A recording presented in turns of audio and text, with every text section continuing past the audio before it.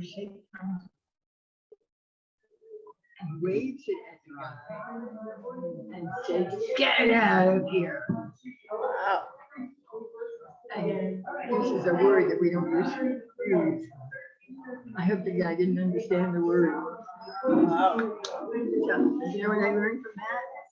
I can't yell at people, not in front of Moshe. I shouldn't yell at anybody. But when somebody's trying to, I'm trying to tell the guy I need to get out of here. I point to the car. I need to come around this way. He said, "I'll just put it up there." I said, "It's not rude or angry." Oh, so you spoke enough Hebrew for him to understand. Yeah, so with all of that, he wasn't moving. But when Moshe shook his cane at him, he got the heck out of him. Did you see this thing? Somebody sent this thing. You could have sent it. Well, I don't remember. Of the Bitachon bunch. It said that one time there was a father sitting around the table. Did you see this? What did you come to? It's a group we have. You can join. It's free. Oh, it's free. I don't know. No. So it said there was a knock on the door, and who was at the door? Simcha, Good Health, Parnassa, Bitachon. I don't know. So they said, "We are all the things that you daven for. We came to visit, but you could only choose one. Which one do you want?" What? So Bitachon came. So then all the other ones came in. So he said, "I thought I could only choose one." He said, "Yeah, but everybody else follows Bitachon. Bitachon comes and Simcha comes and everything else. Yeah." Did you see there's a little video going around that somewhere near the hotel there are bushes that spell out Hashem's name? You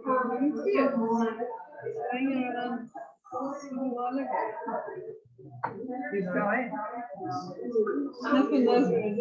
Really? Well, I mean, that's a great color.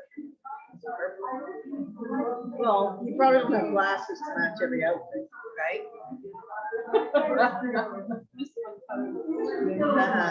I mean, I have. Okay. Sorry? You have a lot? But your glasses are prescription now. No, so that's what my husband does, 10, 20 shekel glasses. So you have to, no, I got prescription. I don't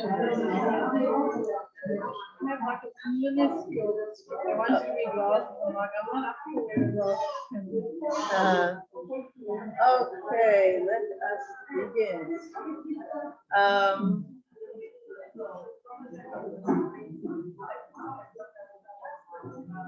So we're talking about making money and becoming rich and becoming poor and having enough money and all that stuff. That's what we're over now. So certain people, become rich from their business or their inheritance. There's different ways to become rich, right? But the problem is that the people praise the means and not their cause, with a capital C. No matter how you end up with a lot of money, at the end of the day, it's all from Hashem. Whether, like you said, whether it was an inheritance or whether you're a smart business person, at the end of the day, you have to keep in mind that whatever money you have or don't have, it's all from Hashem, right? Right, and sometimes he sends reminders like the market going down. So he gives a parable. I have a hard time with this one, but he gives a parable about a thirsty man in a desert. He finds unclean water, he's very happy. Soon he finds pure water, regrets drinking the dirty water. No, like that. What? Why what? Why did you drink from the dirty? I guess he felt desperate. I mean, he felt desperate. He did it. I mean, sorry?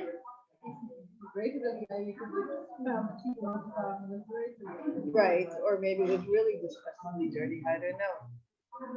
I know. One who acquired wealth through distasteful means could have done through honest means and attained the same amount. That's what he's saying here. Like, that we could understand a little bit more than just the parable by itself, because I see myself, I don't know.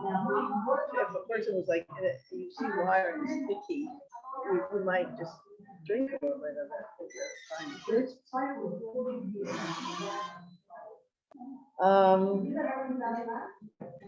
And it says, Shem is capable of channeling someone's income from the most unlikely sources. And it's very important to remember this in everything. We find us in Shidduchim and everything, because we have enough stories, even our own Shidduchim stories. Usually Shidduchim stories are like crazy miracles, whatever. And so we don't have to worry. Well, I would say I'm worried, but I'm concerned that, I have, a few kids, I want them to get married off. I don't know how it's going to happen, but Hashem is spreading the world, Okay, now the next part he talks about is dealing with financial difficulties. The person who has Bitachon, who is suffering financially, should say, he who brought me out of the world at a fixed time and moment, not earlier, later. He's the one holding my livelihood for a fixed time and fixed day, because he knows what's good for me. We have to remember that nothing's random, right? Nothing is random. Just like right now, we're like, what's going on with Vanessa? It's not like, oh, right, Hashem forgot about Doba and her family, like, oh, look, no. Just like you were born at a certain time to a certain person, like everything. You go through your life and you see how much Hashem has been like right there. What? I was hoping you didn't hear it. Me? I inherited and we spent it. I was hoping he had a lot of money. Well, he had, I don't know how much is a lot, but it did get split like 5 ways.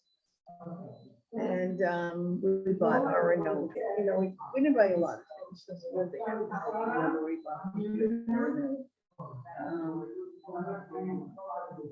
I was hoping that would be the end of your Vanessa. Yeah. I was thinking about it. Wow. Thank you. Listen, Hashem knows what's, right now, what's gone. My washing machine and my dryer are not working. I happen to be 1 year also. Well, Just on all the appliances. It's like, So the air conditioner doesn't bother me that much. If it's the summer, I'd be a crazy person. I'd be like, now you do that thing. I would, the washing machine is like, it's working, but it's new. It's so loud. And I know my husband, I don't know what we can do to wait till it die. I don't know. The dryer, I'm not using. The last time I used a dryer, like when you like it overheats and then all your clothes become, yeah. Hopefully, as you be able to fix it, we'll open it up. But then I spoke to a friend of mine, and she's having problems with her heart, her back, and her eyes. so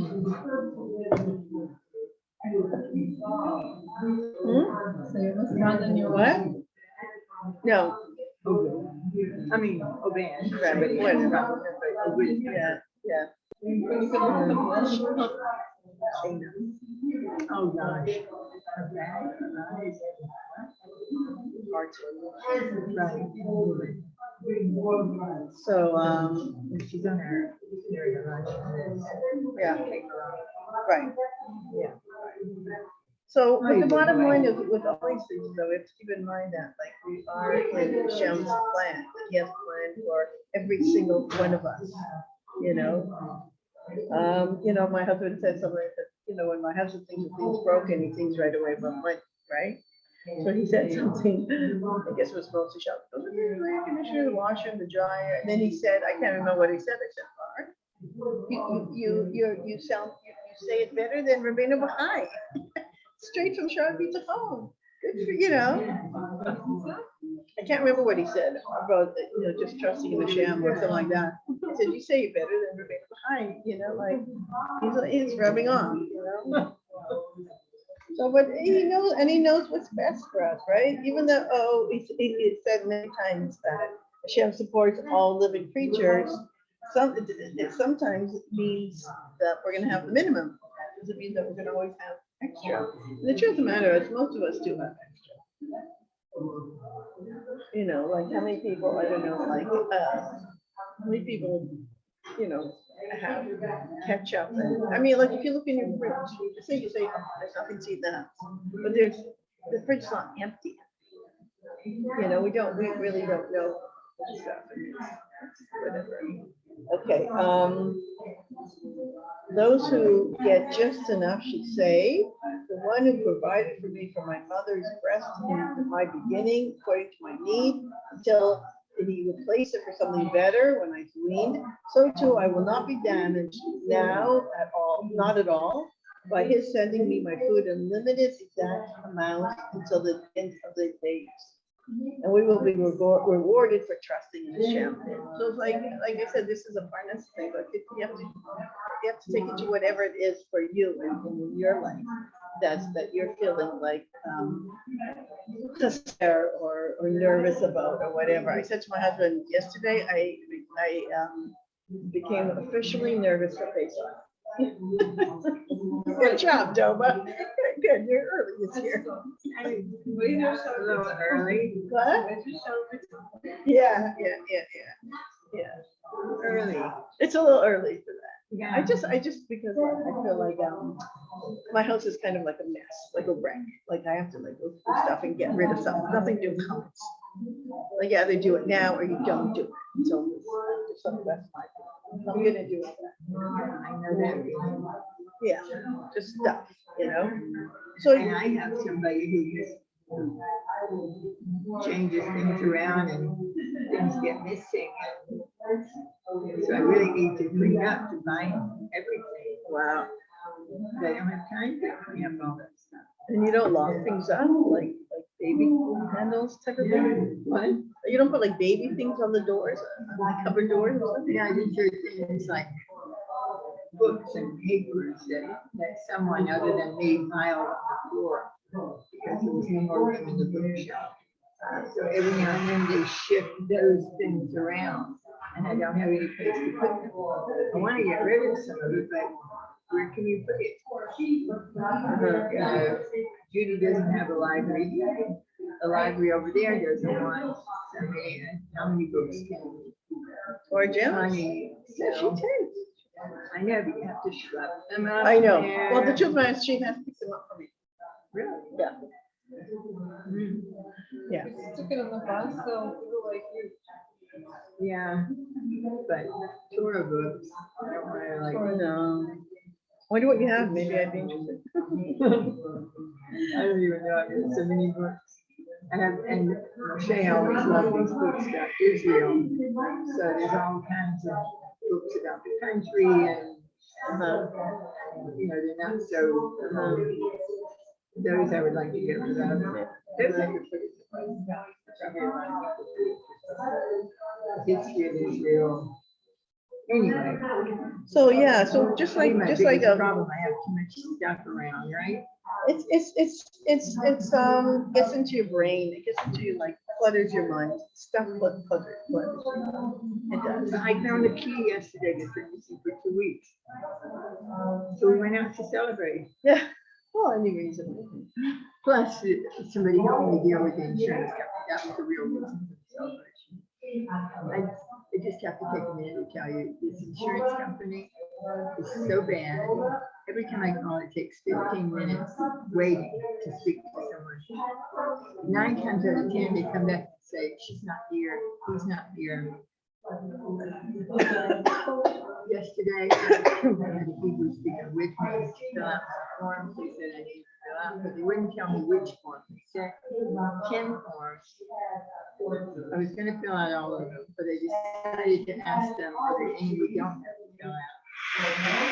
He's not here. So I know there's a Hebrew speaker that's been involved, so I asked for her. She's on the phone. So my friend said, tell her to get off the phone for 1 minute, to tell me what forms to fill out. I'll do it for now. I have to leave in a few minutes. Akshan. She got on the one form had to be filled out of 10. Meanwhile, I've been writing emails. I found out that this person is. I've been writing emails every day. Please tell me what form to send. Please tell me what form to send. I would like to send in the form. Please tell me which one. Anyway, it's like,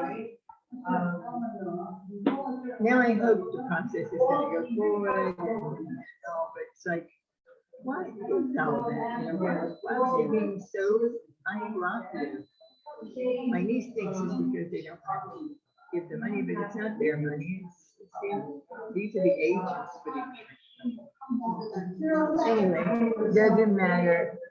It's just another little Sephora. Yeah. Sephora? Sephora. Oh, Kapora, right. So basically we know that, like, whether we were all nursed or not, I don't think we were, but I think nursed. Nurse? Of course we were. You were nursed? Absolutely. Okay. You But weren't on the farm? No. You weren't? No, I think it was not the end thing. You don't know? Is your mother still alive? Yeah, ask her. We were talking about. No, it wasn't in you got a shot to dry up your milk, but that's not the point. The point is milk is ready for a child. And just we're supposed to have that kind of peace at home. That just like the baby's not worried about when their next milk gonna come. That we're supposed to be able to count on Hashem to provide us just as with a nursing baby. And also, like it says, just like a mother knows when the baby needs to eat, Hashem knows what we need. Like, the baby cries and the mother knows, oh, the baby's tired, or the baby needs to work, or the baby, whatever it is. And so the mother knows, and just like that, Hashem knows. And so this is how we're supposed to be living our lives. They also told me I slept in the bed with them. I think double bed. I slept in the bed with them, so the mother wouldn't have to get up. Human pacifier. That's what I used to be.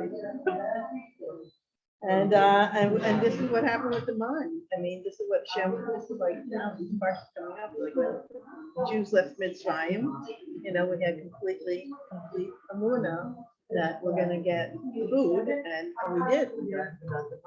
And the man is one of the things that we're supposed to learn from the man is that Shem could provide in a crazy way. Because here we are, we're in the desert. Okay, Shem, now what are we going to do? Have food fall from the sky? Yeah. Oh, okay. Do you know I was doing a CrossFit puzzle and it said there's something like miraculous food, and the thing was manna. It's like an English word. Yeah. Miraculous. Yeah.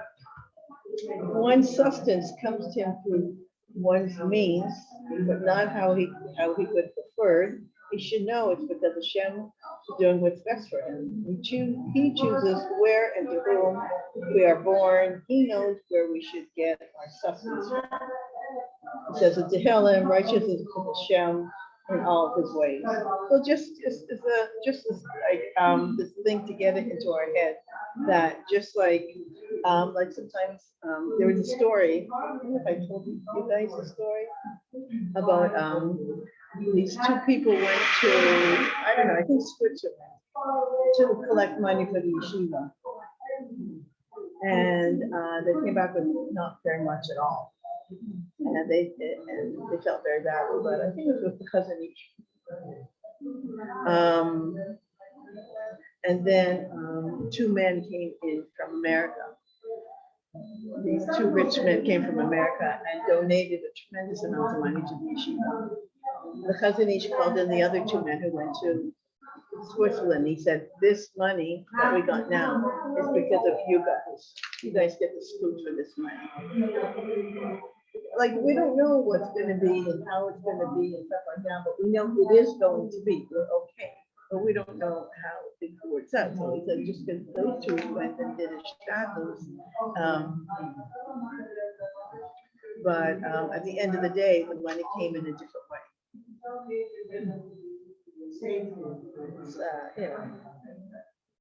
Okay, now we're, actually, this is an interesting thing. This category is just dealing with other people in our lives. And this has really been very, I don't know if I would say test for me, or it's like, if I would love for my husband to say, don't worry about Pesach. I'm there for you. I'm gonna be there. Don't worry. But is that what I'm really supposed to, aren't I supposed to be like, I'm not relying on God, I'm relying on Hashem. Like I have a friend who was like saying to her husband, you have to help me, you have to help me. And the husband was in Kola. And he said, if I had a job where I was getting paid $100 an hour, would you say, come home and help me?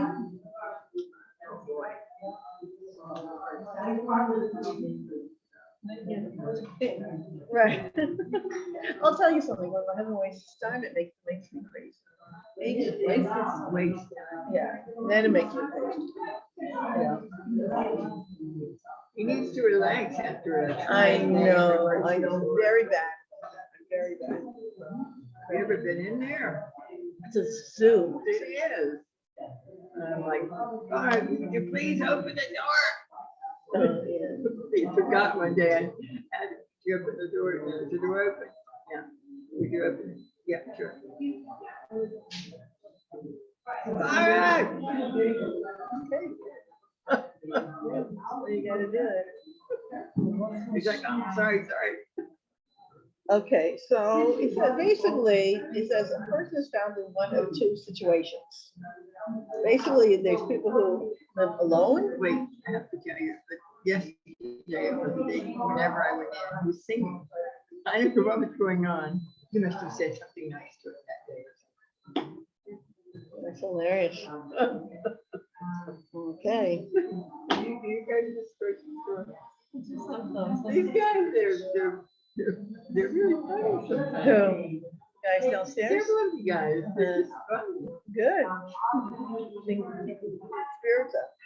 So he says people find themselves in one of two situations. One is there's the people who live alone. And then there's people who live among family relatives. Okay? So first he's going to talk about Bitachon when you're living alone. And he says he's not recommending this, he's just saying this is the way it is when you're living alone. It says if he feels lonely, he should remember that he's in the company of Hashem. So that's one thing, he's never really alone. If he's worried or scared, he knows only to turn to Hashem, which is a positive thing. Why? Because nobody else is around. Nobody else is around. If you're living by yourself and there's nobody else around, just right away turn to Hashem.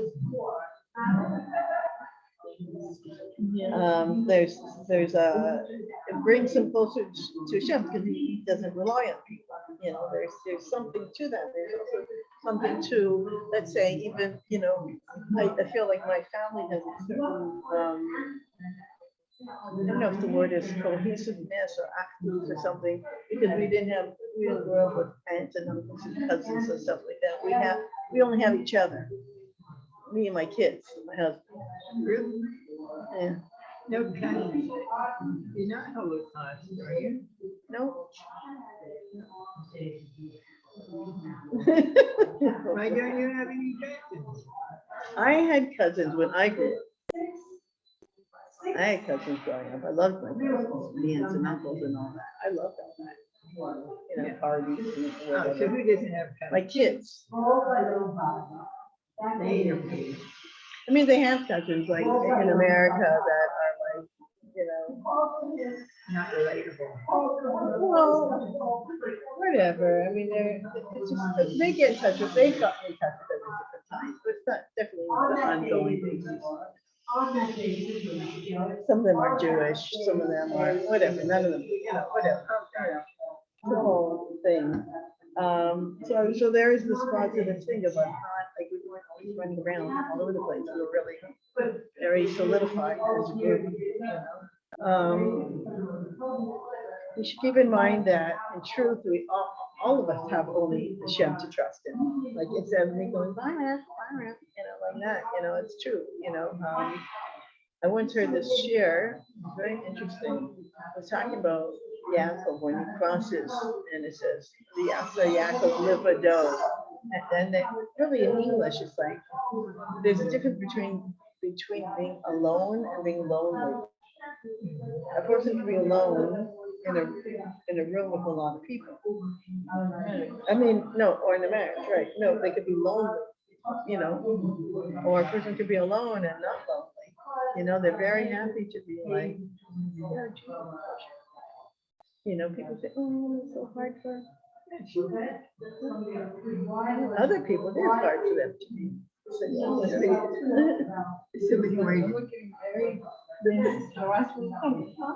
Yeah. There's something very healthy about that. I have a friend that got very angry when people would try to set him up because he wasn't interested and they wouldn't listen. I gave him a message one time from somebody who said about it. He's like, you tell that person to mind their own business. I'm like, okay. Yeah, listen, everybody, whatever. So it's just like the halachas of yoga.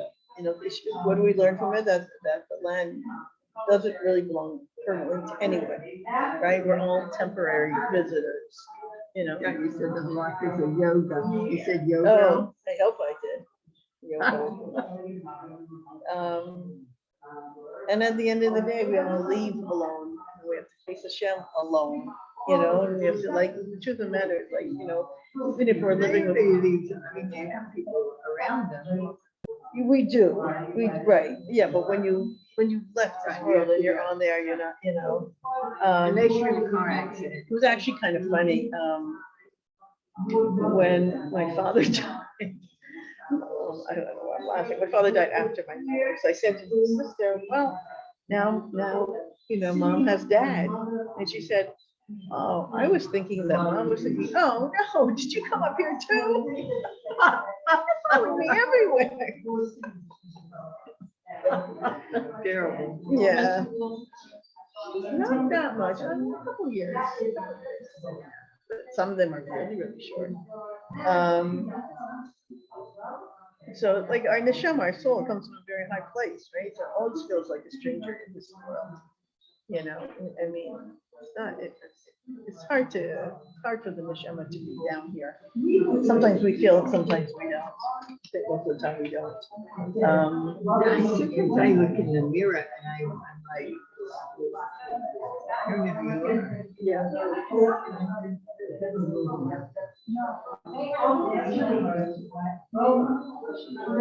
For sure. I don't know. It's totally keeps changing. Totally keeps changing.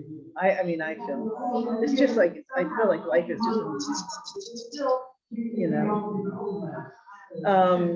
a person living without family is relieved of the burdens of supporting them. He also has more calm life and therefore can work more on the devoted Hashem.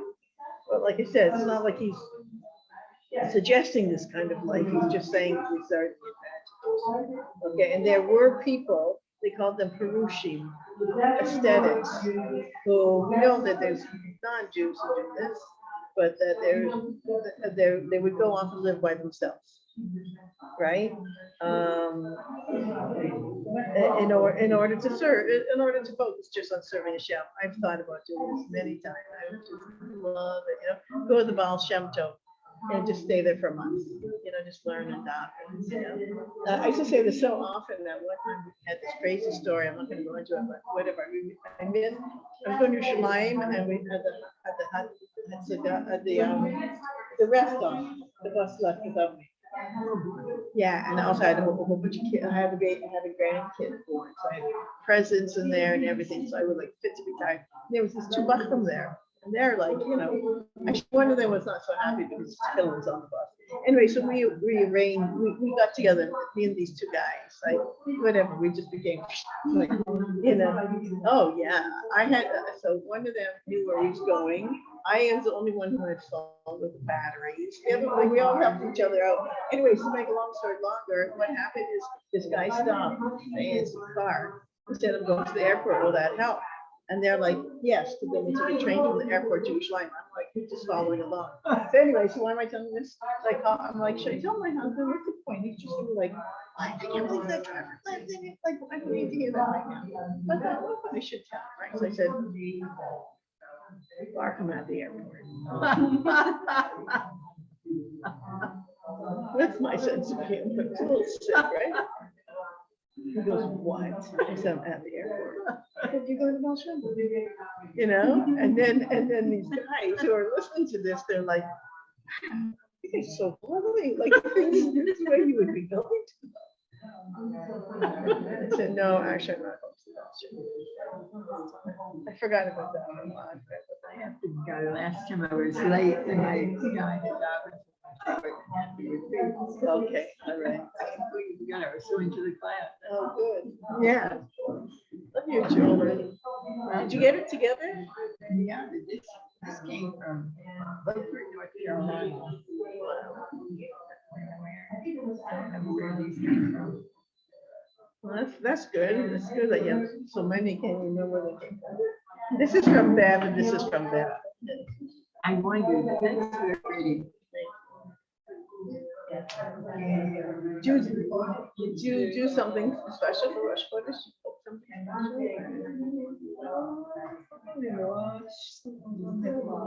You what? Don't have meat, something to wash.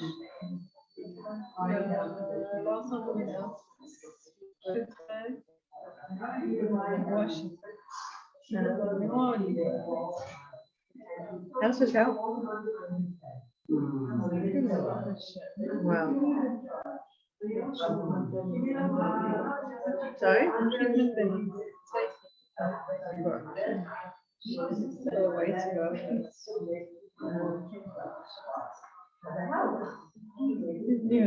Yeah. He has a good attitude. That's the most important thing.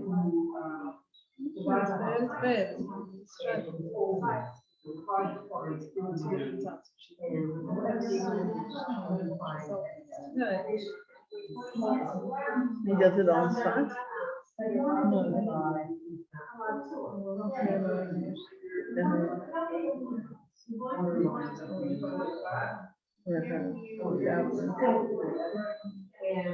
I don't know how. Yeah, you just never know.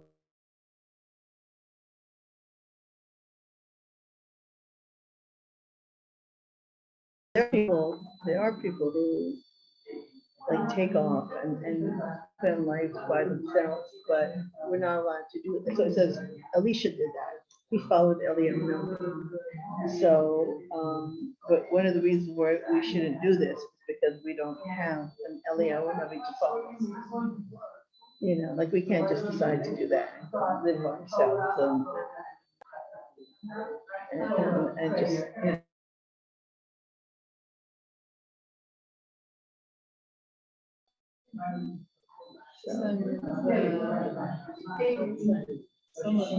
Sorry? Similar to listen she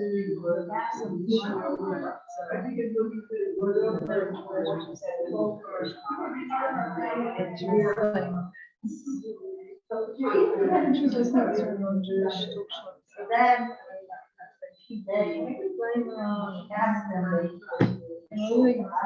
talk show. What did they tell each other? No, I on holiday. Said the bedroom. Yeah, we separate. Your husband behind. Why were they saying that? They've been married so long, and the husband they tend to jump from. No, but why live in separate bedrooms with that?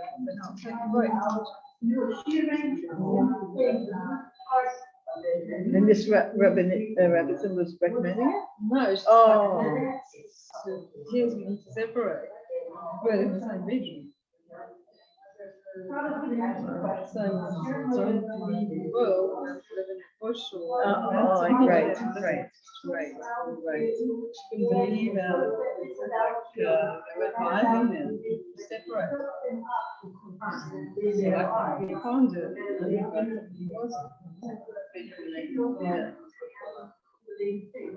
Yeah, it's dangerous. Yeah.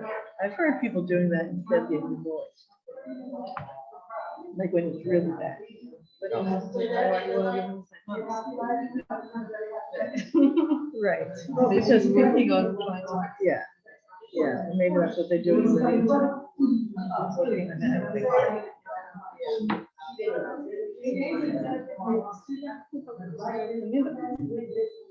Kayla, we need a separate room.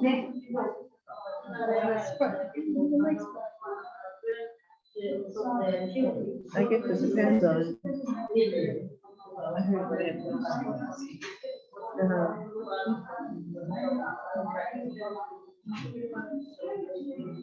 What does your husband do? Hmm? He's in the English club. Oh, yeah. What? Nice Daniel. Next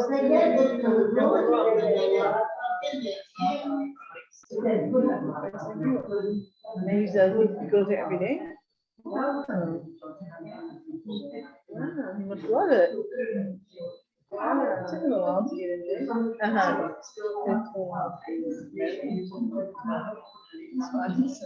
Right, yeah.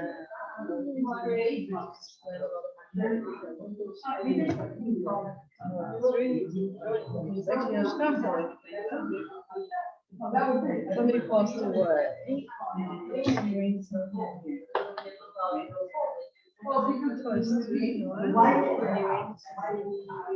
Hashem.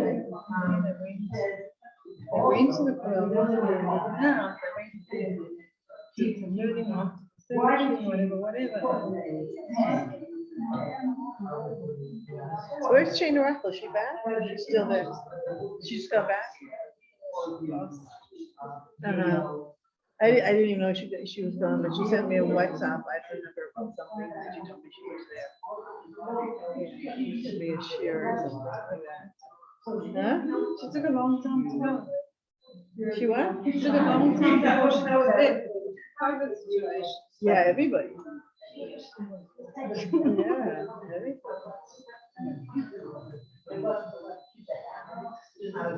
Sweet. What?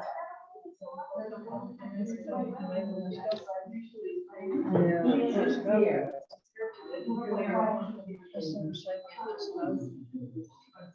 Every day and his wife.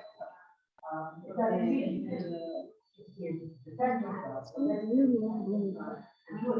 not going to do what it does is I didn't wish this to happen. Other than a few hours after. Take a couple once a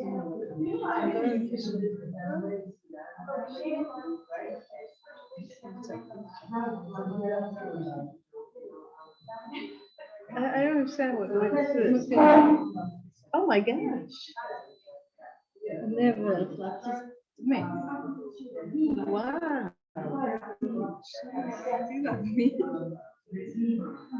like just me. Wow. Wow. Who took this picture? Uh-huh. Yeah, I couldn't use it about Right. recording it. Yeah.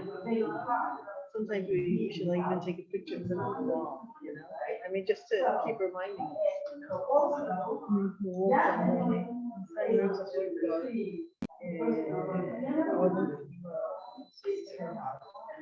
Look down, and all these leaves in the ground, always there. One leaf.